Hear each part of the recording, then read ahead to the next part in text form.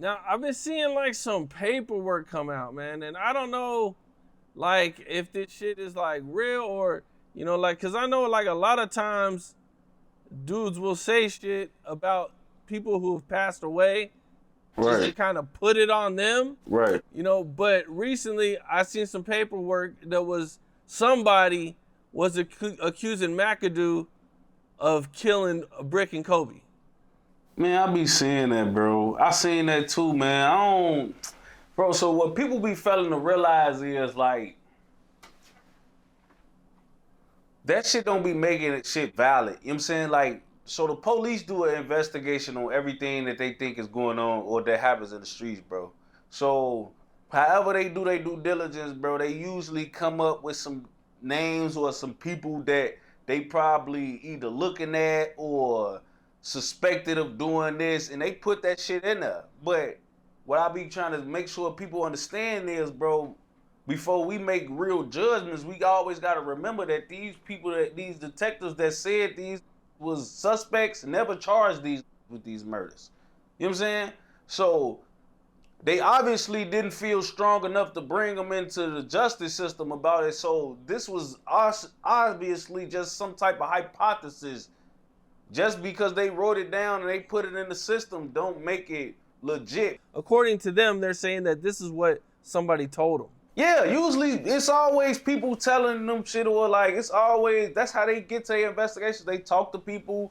That's one of the ways that they come to their conclusions, bro. They talk to people, go through camera footage, fingerprints, whatever evidence or information they can get their hands on, they try to use. But at the end of the day, bro, you know how this shit go. Once they feel like they got concrete enough evidence that you did some shit and it's not speculation, they bring the charges. So they never brought the charges on Makado with these murders because it was obviously just a hypothesis. However they got it, whoever they talked to, however they came to this conclusion, bro, regardless of how they got it, they didn't have enough to even charge these.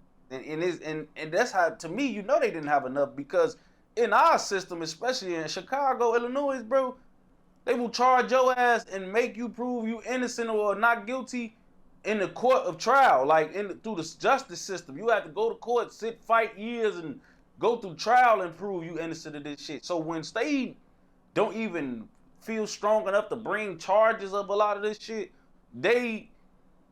it's not strong. You know what I'm saying? Like a lot of this shit that came out that they had Vaughn labeled as the suspect in a lot of these murders, but Vaughn was never charged with the murders. You know what I'm saying? And these murders that was happening and not happening, but they was coming up to these conclusions why Vaughn was in jail fighting a murder. It wasn't like Vaughn was on the run or they couldn't get up with Vaughn to charge him or talk to him about a lot of these investigations they was doing, Vaughn was in police custody when they was doing them. You know what I'm saying?